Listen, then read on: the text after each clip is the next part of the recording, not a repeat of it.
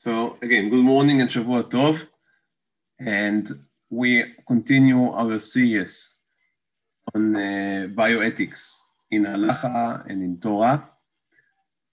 And our topic for today, as we continue the first part of this series, which is the ethics from the system point of view. Before going, what I hope to be able to achieve is to speak first in the first few shiurim that we are now in the middle of them, is to speak about the halachot of refuah and halacha, of health and halacha from the viewpoint of the system. We spoke about budget, we spoke about should the system be public or private, etc.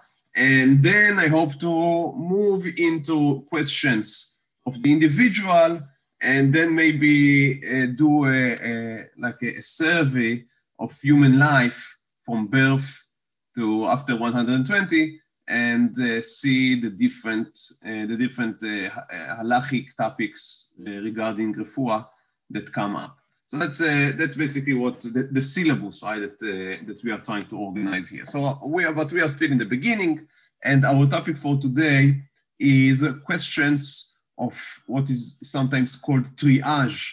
That is, how do we decide who should be treated first? Where should we allocate our resources if we speak about public health system? And obviously, as we would see, this question of prioritization can come up in very different settings. So again, we'd see it as we would go along, but there may be a very big difference of answer when we are considering question of prioritization. If you speak about a person walking in the street and getting into some emergency state in which he has to decide who would he save and who he would delay saving, and the consequences maybe what they would be. And there may be a big difference between a doctor in a ER that patients come in and he needs to, again, to make a decision, sometimes in a split of a second, who should be treated first, or maybe who should be treated and who would be not treated at all. And then there is a very different question: when I build a hospital, should I invest more money in what facilities? So do we want to invest more, let's say, in the geriatric department? Do we want to invest more in children department? And then you can, again, these are questions. And there are questions of buying medics, right? So if you buy, trufot. Medications. Medication, thank you. So here I'm giving a shiur about medical issues in halacha, and I cannot remember the word for trufot. Yeah, so for medications. So should we invest more in medications for what purposes? And that we spoke a little about in the end of last year. If you remember, we spoke about what do we do when we can either save, let's say, 10 people or dramatically increase the life quality of 20,000. But we won't have the resources to save the 20. So what should we prefer? Saving the life of 20 or increasing the life quality of 20,000? These are questions that are not, I mean, they are very dramatic, but they are not rare. It's almost the bread and meat of this branch of ethics, of bioethics. These are the type of decisions that needs to be taken. So the question of prioritization, obviously in a perfect world, we would be able to save everyone and to improve the life of everyone, and all would be perfect. But we do not live, maybe there would be no health issues in a perfect world. But we live in an imperfect world, and so we must try to work with what resources that we have and respond as widely as we can. So no one would argue about it. The question is, when you come down to the details, how do you decide who and what should take priority? And these are the type of questions. Obviously, again, as we do in every show in these topics, there is no way in the world that we would able to cover all of the opinions or all of the questions or all of the details. We are only trying to map the main issues and the central approaches in halacha to these issues. Now, obviously, this question came up with some urgency in countries that were very dramatically hit by the coronavirus. These are not questions only of coronavirus, but in Italy and in New York and in places in which the health system was not able to facilitate, was not able to give an adequate response to the sheer quantity of the people that were affected from the coronavirus. So they had to take some very extreme decisions. Who do we give treatment to? And it came to the fore, especially about the situation of the ventilators. Now, we know now, 8 months into the game, that the question of the ventilators, while important, is not so important as we thought, because it seems that almost everyone that would be connected to a ventilator would not, or many, we speak about 80, I didn't check now before the shiur, but the last time I saw the statistics, I think it was 80 or 85%, that if they would be connected to a ventilator of the coronavirus, they would never be able to be taken off the ventilator. So the question seems to be a little less sharp than what it seemed to be in the first month of the pandemic. But nonetheless, the question is still important. And in many hospitals, even now, they need to take a decision. For example, do we take into priority the pandemic and give treatment and give our beds and our wards to the patients with coronavirus? What about other treatments? What happens when you delay all what is usually being seen as elective treatments? So that can be delayed. They are elective. That's per definition, but up to a certain point. And no one can give us, at least again, not now. I guess that they would make studies about that in the future. But what was the impact on other diseases? What was the impact of corona? Not on people that were hit by corona. What was the impact on people that were not hit by corona, but they were not able to use the health system in the way that regularly is being done? So all of these are questions that have to do with prioritization. So we will begin now to see the sources from the halacha about this question. And I will try, A, obviously to learn with you the sources, but B, try to give them the proper context, because as I began with, we have very different, when we speak about prioritizations, we can have very different situations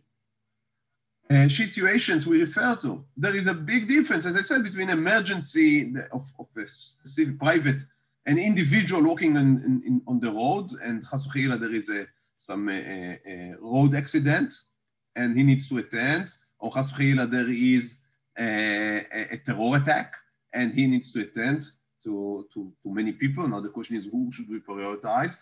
And then there is a big difference in that and a doctor in the hospital, and again, a big difference in that and deciding where to allocate resources when I plan where my universities or where my study institutions should research. So let's begin with the first source after all of this introduction.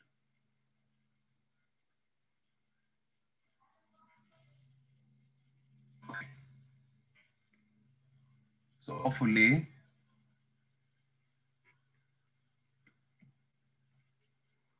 you can see now our sources.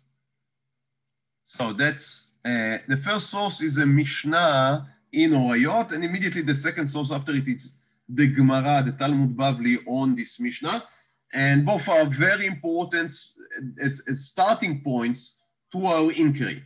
So if we begin with the Mishnah says the following, Ha'ish kodem la'isha le'hachayot u'le'ashiva v'ida'at, והאישה קודמת לאיש לכסות ולהוציאה מבית השבי. So the Mishnah says that there is no one blanket ruling regarding who should take priority. So now we are only dealing with the question of man versus woman. So who should be prioritized? So the Mishnah says it depends. If you speak about lehachayot, is basically tzedakah, but is seen usually by the poskim as to even in a question of pikuach nefesh. So if I have to save someone's life, and there is either a man or a woman, then the man's life should be preferred. If it's about returning a lost object, and you can either give it, I mean, there are two lost objects and you can only save one. So save the man's object.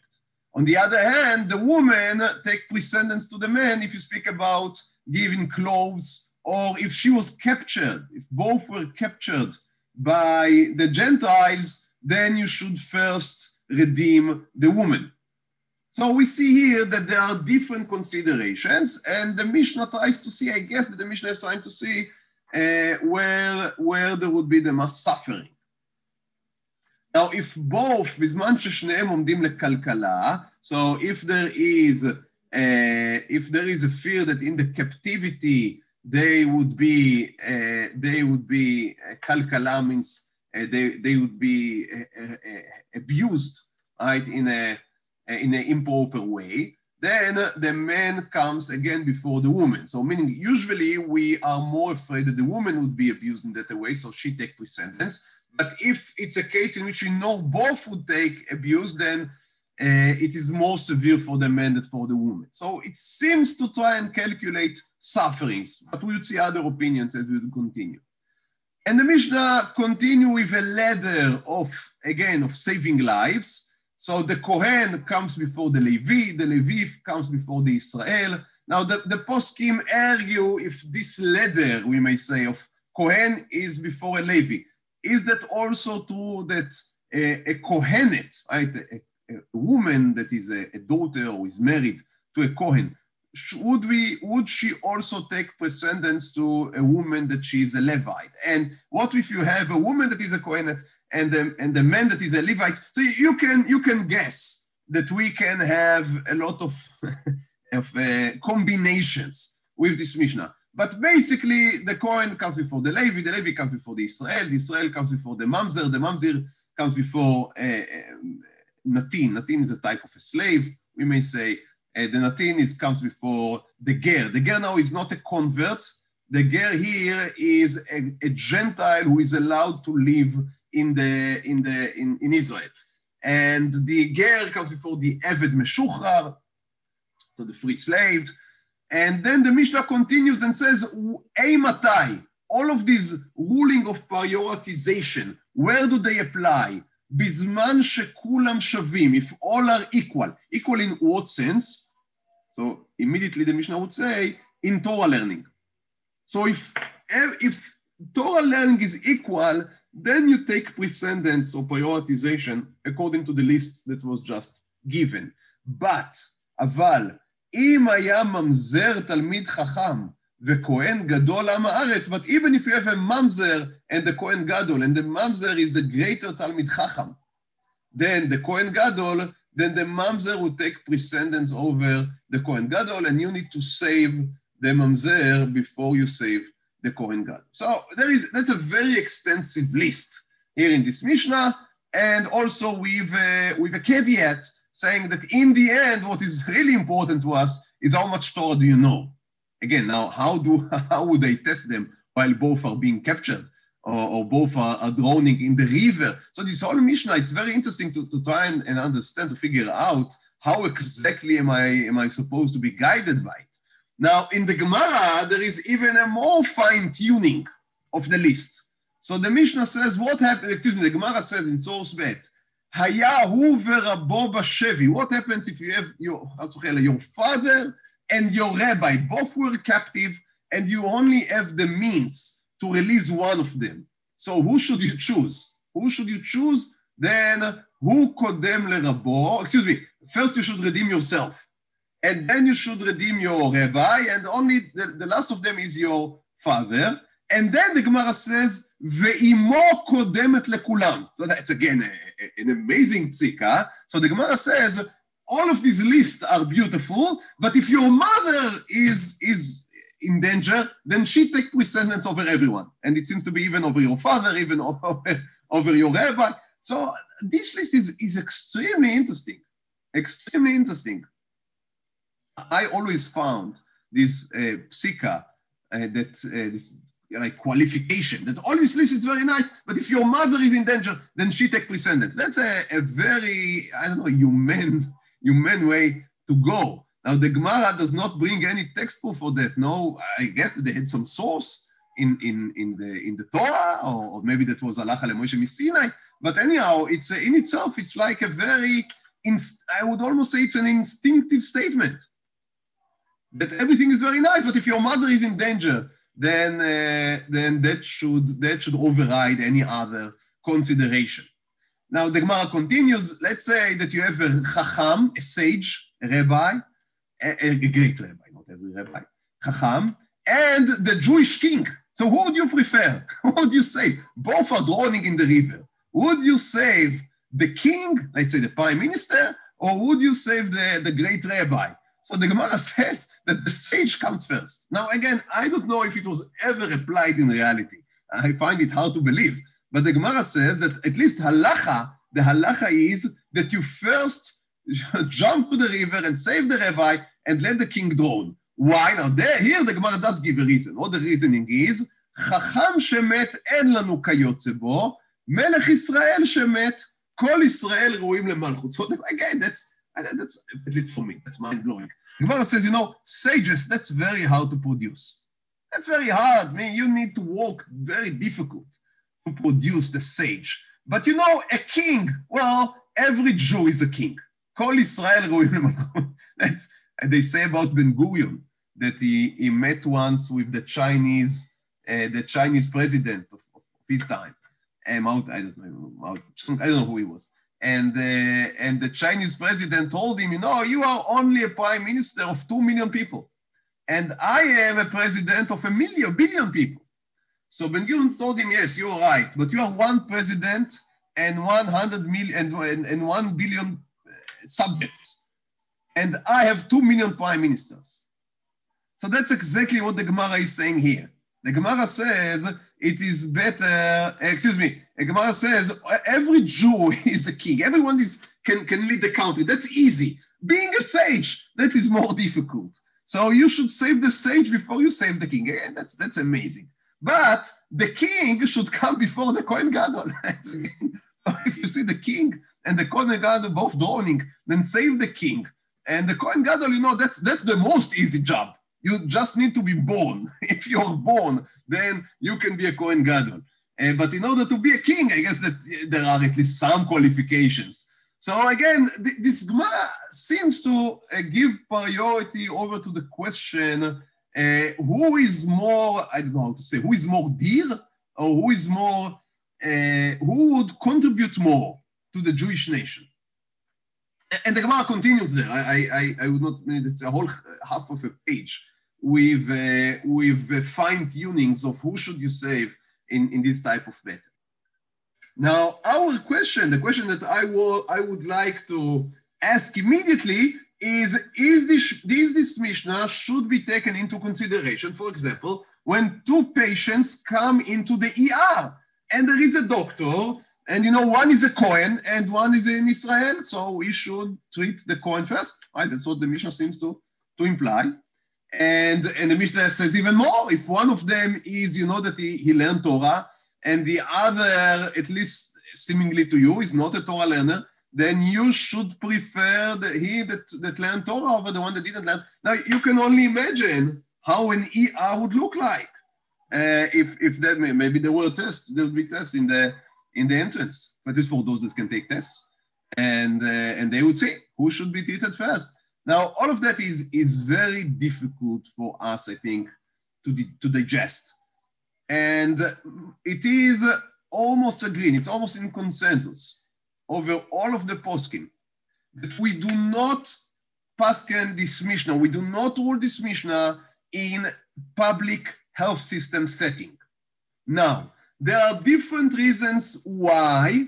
Some of them are more technical. They say, if we would begin to check by this way, then that would be seen by others as being racist, and that would create ava, meaning hatred, and that may be dangerous for the Jewish people. because if we would prefer Jews, for example, in the ER, in our ER here in Eretz Israel, then in Chutz La'aretz they would not read Jews. So we cannot take this Mishnah into halachic and into halachic consideration and really imply it in the ER. So that's one type of reasoning. But I think there is what seems to me, to my humble opinion, as a more substantive reasoning why this Mishnah does not apply in a ER setting. And I would explain it by, again, referring to a Gemara that we saw last week. And this is the Gemara about these two people that were walking in the desert, and they are thirsty, and they only have one jar of water. So only, as we say, Hanukkah is beyond the corner, so kad echad katan, not with oil, but with water. And it would only suffice for one of them. Excuse me, if they would both drink, they would die. If one would drink, he would be able to reach the city. And let's imagine that we do not rely on Nes Chanukah, that you drink and the water would continue to flow. So we need to take a decision. And there was the machloket. There was one sage named Ben Petora who said it is preferred that both would drink and both would die, and no one would drink on the expense of the life of his fellow. So that was the opinion of Ben Petora. But we do not paskin that way. We rule according to Rabbi Akiva. And Rabbi Akiva taught, V'chai achicha imach, chayecha kodmim lechayer chavercha. Your life, your own life, take precedence. So if it is my job, if it's jar of water that belongs to both of us, then no one of us can force the other to give him the water. That's obvious. But if the jar of water belongs to me, I am allowed, and maybe even I am commanded, to drink the water and save my life. And I should save my own life before I save someone else.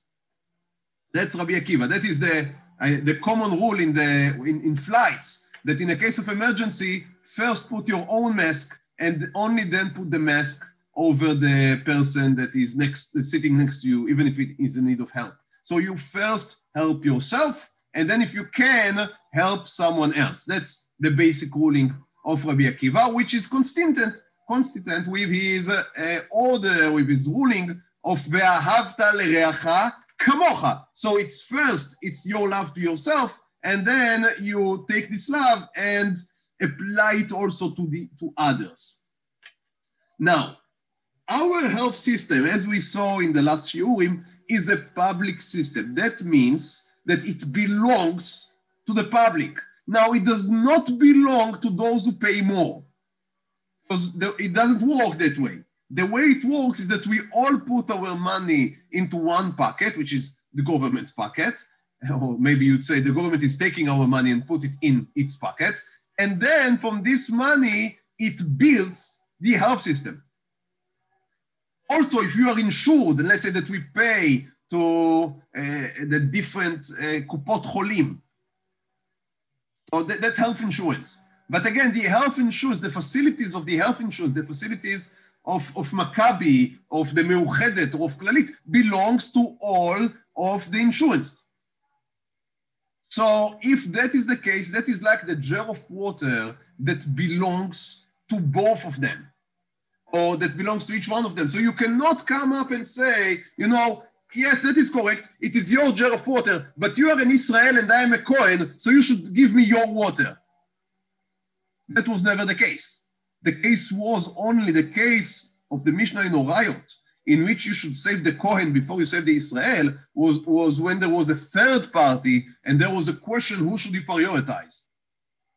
But if we are in a case in which the doctor and the medications and the facilities, they all belong to the public. So that means they belong to all of the patients. So you cannot force anyone to let go of his right to be given proper treatment. So all of the consideration that we saw in the Mishnah in Orayot only belongs when you as an individual have a question, who should you say first? And then, for example, you should prioritize your mother over everyone else. But let's imagine that there is a doctor in an ER and his mother comes into the ER. I think that most of us would believe that it would not be proper for this doctor to advance his mother over the rest of the patients, regardless of of how much time did they wait or the severity of the problem. Because that is misuse, of public resources. It's not yours. You are a doctor in the hospital, you're being paid by the government or by the hospital, and it's not yours to give treatment. When you sit at home, then obviously, of course, you should prioritize your mother over other people. But when you're in the hospital, that is not yours to give. You're not allowed to do your mitzvah of kibud urim with the money of someone else. So that seems to be a very clear distinction, and that is why the Mishnah in Orayot would apply only on individual basis and not in public settings.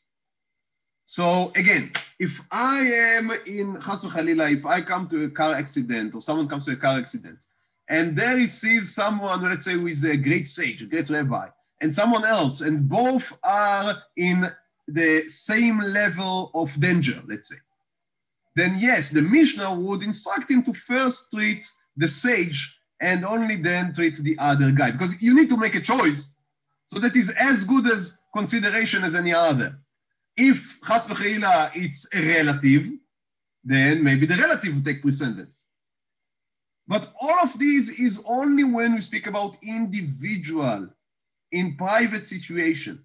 But when we speak about a doctor that has been hired by the government and his training was paid in major part by the whole society, then it's not up to you to decide how to share it. It's up to the owners to decide. So that would be the hospital. So that seems to be a very clear answer. By the way, this answer was given by Reb Moshe Feinstein, a very interesting psika, there was a manager of a hospital, I think in South Africa, who was a Jewish fellow, and he asked Reb Moshe, is he allowed, should he prioritize his patients according to the Mishnah in Orayot? And Reb Moshe says, no, it's not yours to prioritize. You are the manager, but you are a paid worker. You're not the owner of the place. You cannot choose who you accept, not who you're not.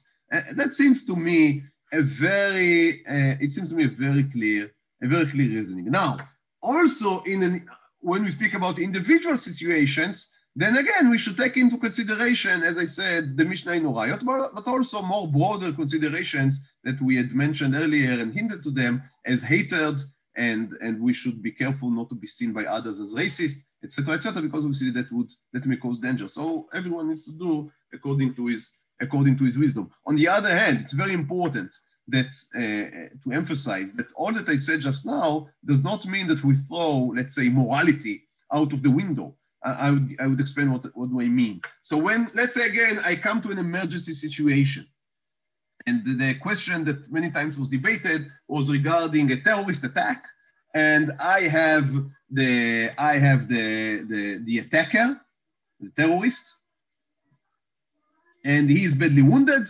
So if I would not tend to him, he would die. And I have the attacked, right? I have the victim. And the victim is not in such a bad situation. He would not die, but let's say, just for the sake of the argument, that he may lose, let's say, a finger. So he would lose a finger if I would not attend to him, and the terrorist may die. So who should I attend? Now, the ההסתדרות הרפואית הישראלית, that is, it's called IMA, the Israeli Medical Organization. So they had published 10 years ago, I cannot remember, a paper in which they retracted an earlier position of them. The earlier position of them was that you should save the victim before you save the attacker, which I guess seems to most of us is making more sense. But they taken that back, because they were attacked by the World Health Organizations and others who said that is racist, and the doctor the doctor is not a judge, so when he gives treatment, then he needs to prioritize only according to medical situation. Now, it's clear to me, and I think to any posek that I ever read on this question, that is horrible. That is completely wrong. And in a case in which there is a clear attack, I mean, obviously, if there is a doubt, sometimes you come to a situation you do not know who is the attacker and who is the attacked. And that happened more than once. So if you have a doubt, then obviously you need to take care of everyone equally. But if it is completely clear, sometimes it's very easy to know who is the attacker and who is the victim, then that would be an extreme moral wrong to save the attacker life and help him in his terror attack by causing the victim to lose even a finger. That seems to be as being completely me. I don't speak if you need to kill the attacker on spot. Let's leave that to another discussion. But treating him before you treat the victim seems to be very much wrong. And that would, I mean, you don't need the Mishnah in Orayot to tell you. Obviously, the Mishnah in Orayot also would imply that, but you do not need the Mishnah in Orayot to tell you that. So that's something that I think is important to emphasize. But after saying that we do not completely abandon morality. But after saying that, then yes, there is a differentiation between a medical professional and just a regular layman from the street. And the layman should work more or less according to priorities that are mentioned in the Mishnah in Orayot, again, taking into consideration hatred and other possible outcomes, while the medical professional who is hired by the whole society cannot make these prioritizations. So there we should work according to some different guide. So now we go into the second part of the shiur. And the second part of the shiur is, so tell me, what are the prioritizations in a public setting? So if I am a medical professional and 2 or 3 or 5 sick persons come into the ward room and they in need of medical attention, how should I decide who should take priority? And the answer given already by the Gemara, that's a very ancient question, and it is already debated in the Gemara. And the Gemara gives a very interesting text proof from Sefer Melachim. Now, in Sefer Melachim, we learn about the war between Aram and the Northern Kingdom. Now, we remember that the Israeli kingdom was divided between the Southern Kingdom, that was called Judea, Yehuda, and the Northern Kingdom, which is called Samaria, Shomron. And at a certain point, there was a war between Aram and the kingdom of Israel, so the Northern Kingdom. And Aram were besieging Shomron, they were besieging the capital city, and situation was extremely bad. The famine, the hunger that was caused because of the siege. Now, outside of the city gates were sitting the Metzoraim. So the lepers were, as always, they were sitting outside of the city, and they understood that they would just die out of hunger. So they told each other, if we would stay here, we would live maybe for another day, but we would surely die in a day. If we would go to the camp of the Aramites and surrender to them, maybe they would kill us immediately, and maybe they would spare our life, and we would live Ad Me'ave Yisrael. And the lepers decided to take the risk. So they had preferred, in the language of the Gemara, Safek Chayei Olam, meaning the possible of eternal. When I say eternal, that doesn't really mean eternal. No one lives for eternity. It means regular life, meaning that you will be able to save your life and live, the poskim say, for more than a year. That would call Chayei Olam. So more than a year. if you can save someone's life, even the possibility to save someone's life for more than a year, take precedence over the vadai, even if you can be assured that you would save someone for less than a year. So again, if I have two patients, one I can treat and maybe I would delay his death, but I know that I won't be able to save him for more than a year. And the other, I think that the situation is treatable, it is curable. I can cure it. If you'll be cured, then yes, you can live for Mahavesen. So if both come together, so I do not speak about a situation in which they come one after the other. I am speaking only about a situation in which both come together. So if both come together, then the person that is curable should take precedence over the person that I can treat and maybe delay his death, but I cannot prevent it. So that's the basic, our basic approach. So that is called the triage. Why is it that, I mean, it's not only a halachic approach, that's the common ethical approach. Why is it called the triage? Because I have the bottom layer, I have a middle layer, and I have an upper layer. I should treat first the middle layer. What is the logic behind it? People that are in the upper layer, meaning that their injury is not, or their sickness is not life-threatening, then they can wait. People on the bottom layer, who are the people that even if I would treat them, I would not be able to save them, then again, that's something that can be delayed. But I should first attend to those that A, are in life-threatening situation, B, I have what to do about it. So that's very, very logical. Again, we have a text proof, but in reality, it's also a very good svara. And I don't think that anyone would argue. So if I have three people coming in, one is incurable, I cannot cure him. The other is, he would live anyway. And the third is in life-endangering situation, and I can save him, then the third one will take precedence over the two others. So that's basically the halacha. So that's the way that we should prioritize in what belongs. Yeah, now, that's a very general rule, and as you can imagine, there are many sub-questions.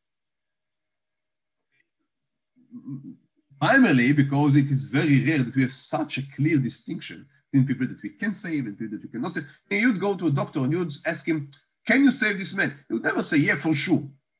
Or maybe it would be very rare for him.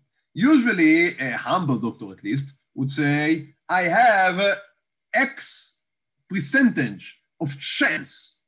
That's the way the science of medicine works. They work by statistics. Because it's half an art, half a science. So they work with statistics. They say 90% of those sick in such a disease, and they are being treated in a certain way, so we know from studies that 90% will be saved.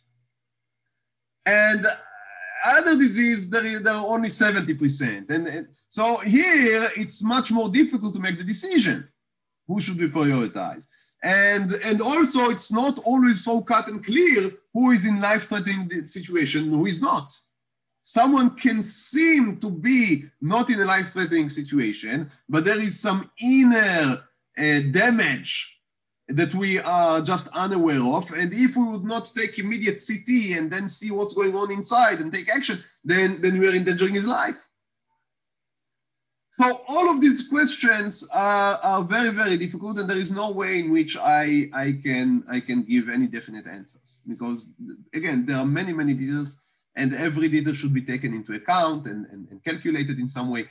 But the basic guideline is what just was being said, meaning that we should try and save those who need to be saved and can be saved. So this is the guideline that we should follow. Now, there are some other considerations that I would like now to check in the sources, to see with you, to learn with you in the sources, should they be applied? One, which is many times is being brought up, is the question of responsibility. What do I mean by speaking about responsibility? So, for example, if someone, because of negligence, became sick or was wounded, should he take precedence over someone that was not negligent? So that's a very common question. Let's say someone that was told you shouldn't drink too much alcohol, you shouldn't smoke, etc., etc., and nonetheless he did these things. And now he is a burden on the public, on the health system.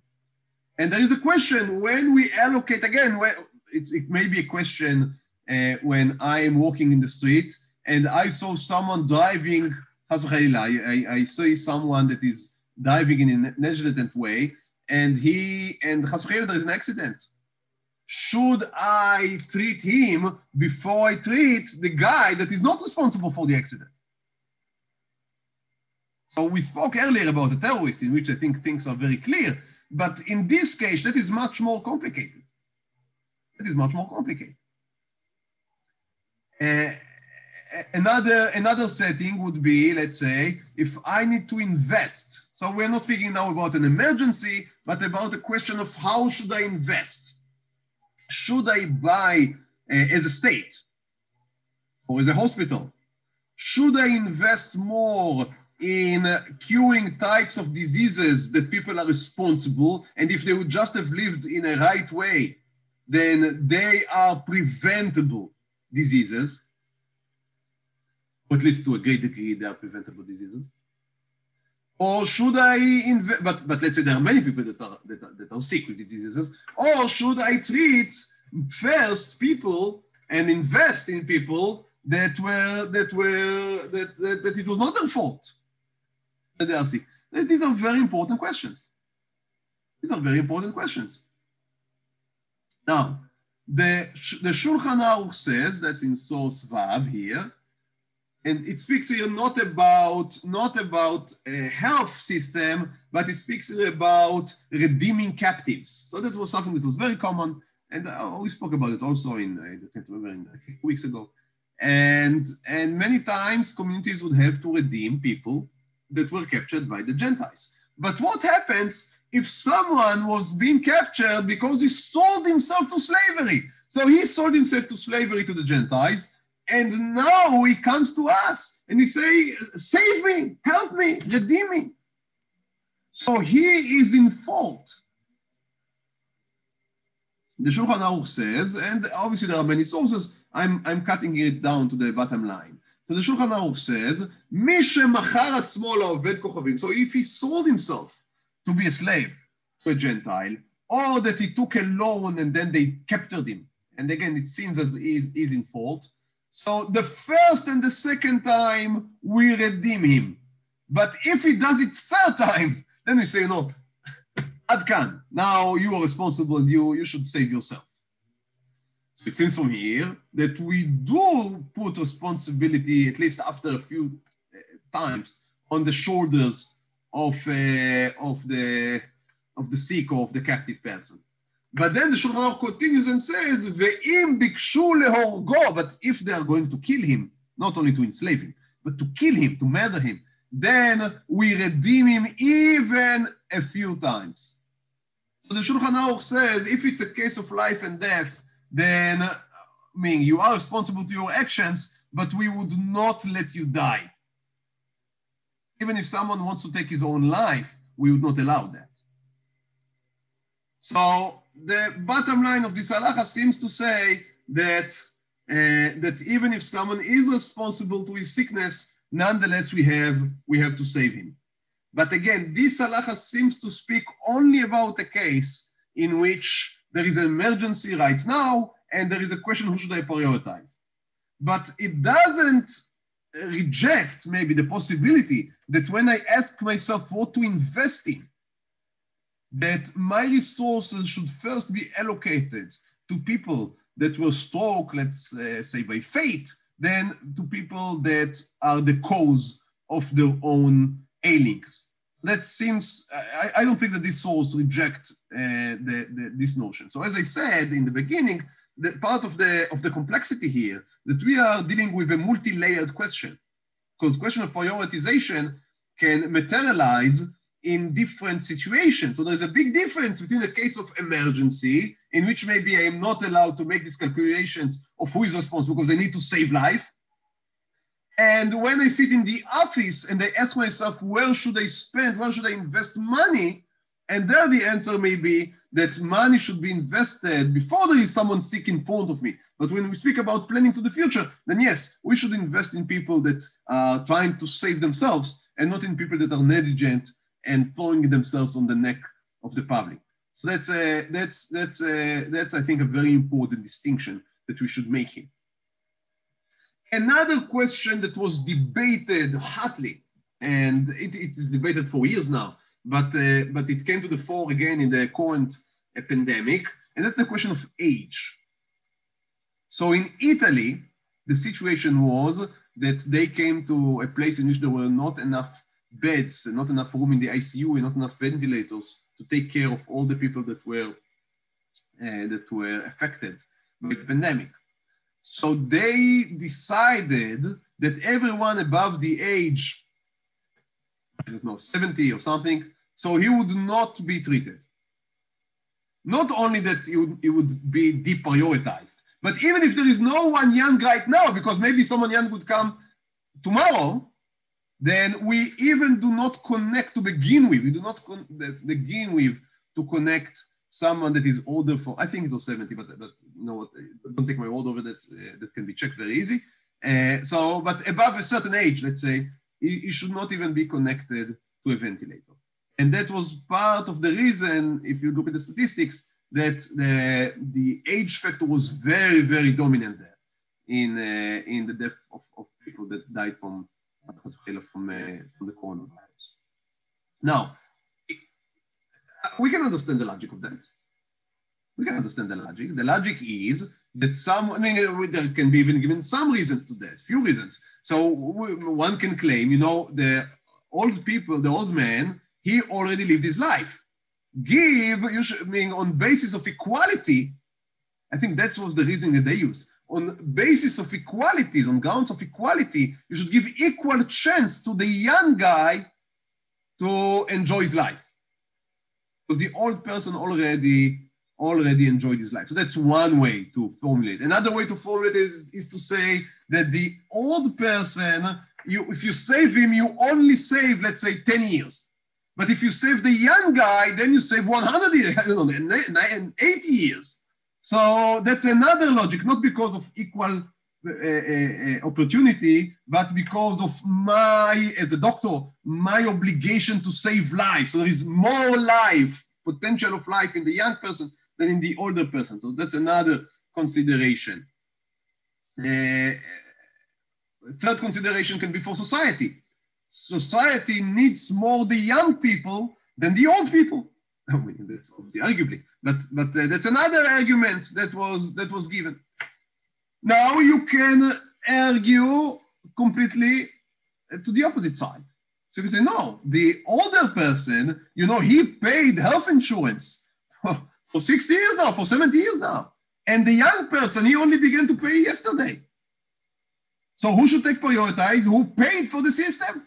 That would make sense, right? So that's one argument for maybe prioritizing the elders over the young. Also, the elders are more in danger.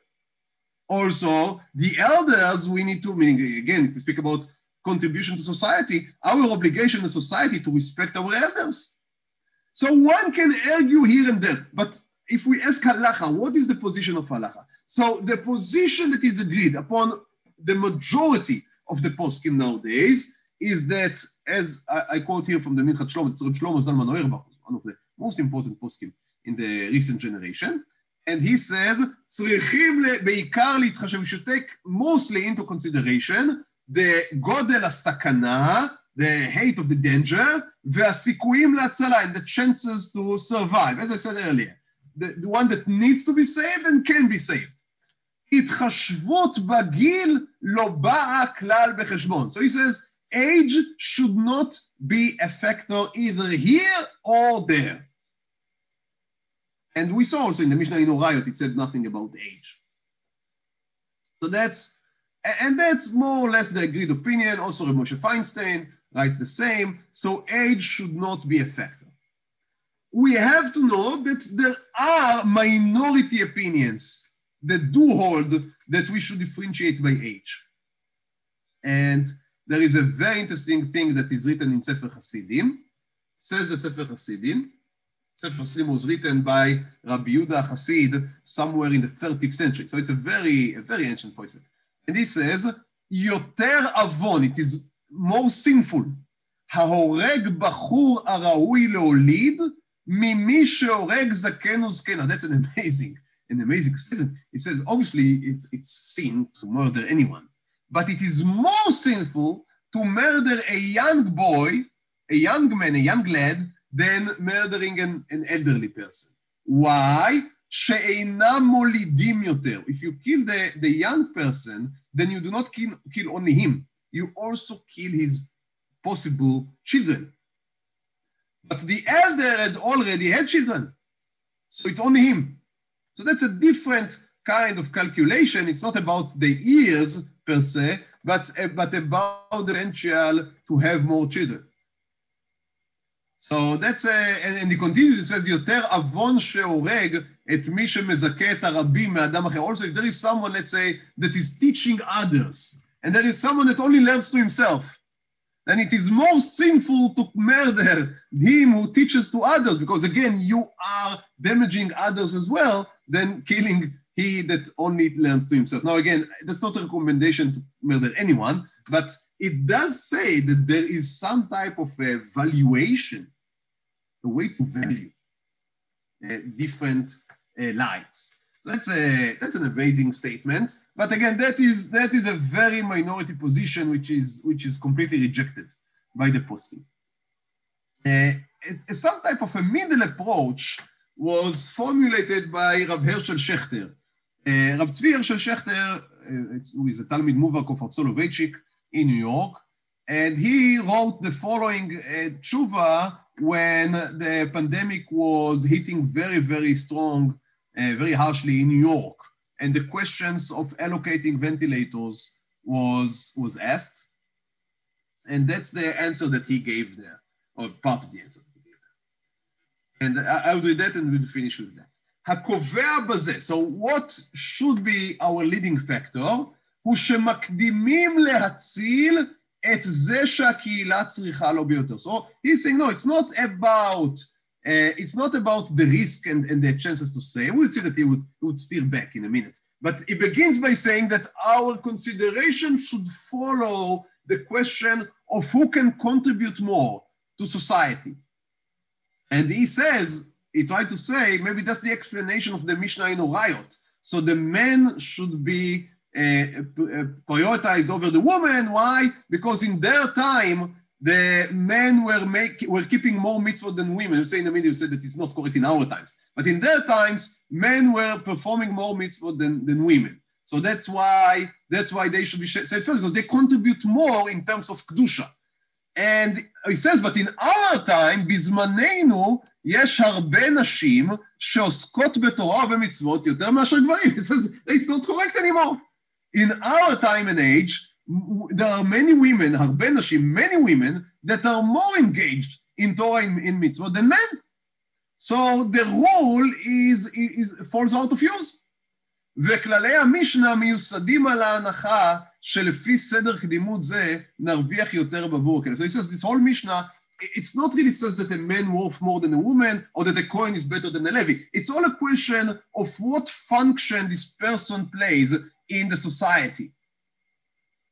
And דבר זה קשה מאוד לקבוע מי נצרך לקהילה יותר ממי. He says, but in reality, it is extremely difficult to decide who is more profitable for society. And מטעם זה המקובל אצל הפוסקים שלא לנהוג על פי המשנה. Now, that's a very striking statement, but he says, that is why our minhag is not to follow the Mishnah. It's a Mishnah, no one disagrees, but we do not act according to it. Why? Because we cannot really evaluate who is more important to society. So because we cannot evaluate, we fall back to the considerations of who can we save. That is according to Rav Shechter. And then he says, so if we speak about, again, about an elderly person and about a young boy, so who should be saved first? If I can only save one of them, who should be saved first? So he says, yes, it may be that the young boy would take precedence, but not because he would contribute more. It may be that the elderly person in 5 years would contribute more than the young in 50. Because people are people, and some are more useful in 5 days than some are useful over the whole of their life. So he says, again, that's not a prioritization that we can do. But, he says, many times it's just that the younger person has better chances of survival. Now, here we return to the whole consideration that we had earlier, that we should prioritize according to A, the need, B, the ability.